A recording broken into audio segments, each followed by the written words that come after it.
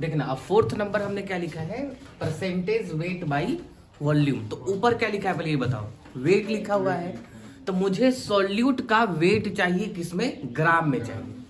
तो हमने लिख दिया कि it is the weight of solute किसमें, ग्राम में। ठीक है, क्या किसमें प्रेजेंट होना चाहिए, वॉल्यूम, लेकिन किसमें बाबू, वो वॉल्यूम किसमें होगा बाबू, मिलीलीटर में। कोई दिक्कत, ठीक है।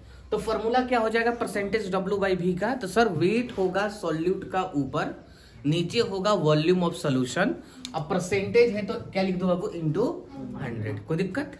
अब ध्यान से सुनना, यहां मैं क्या लिख रखा हूं, ये सवाल में लिखा रहता है x% W बाई भी सोल्यूशन। इसका मतलब क्या हुआ कि x gram solute is present in किसमें बाबू, 100 ml ऑफ सॉल्यूशन। कोई दिक्कत, यानी कि आपको यदि परिभाषा याद रहेगी तो आप इसका मतलब बता देंगे। कोई दिक्कत। अच्छा एक बात बताइए, कल जो हमने बात की थी मोल फ्रैक्शन को लेकर, यदि मैं आपसे कहूं कि मोल फ्रैक्शन सॉल्यूट का बताइए तो आप क्या कहेंगे, आप कहेंगे सर यदि मोल फ्रैक्शन सॉल्यूट का निकालना है तो ऊपर मोल किसका लिखेंगे, सॉल्यूट का, और नीचे किसका मोल लिखेंगे, सॉल्यूट प्लस सॉल्वेंट का। कोई दिक्कत।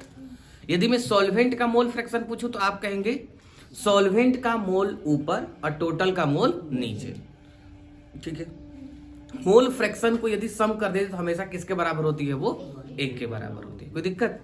चलिए दूसरा हमने बात किया था परसेंटेज डब्ल्यू बाई डब्ल्यू। उसमें क्या बात किया था, उसमें जो सॉल्यूट का वेट होगा ग्राम में इज प्रेजेंट इन किसमें बाबू, 100 ग्राम ऑफ सोल्यूशन। कोई दिक्कत।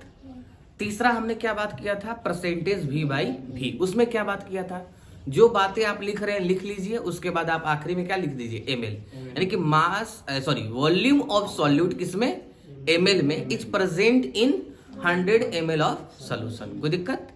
चलिए ठीक है।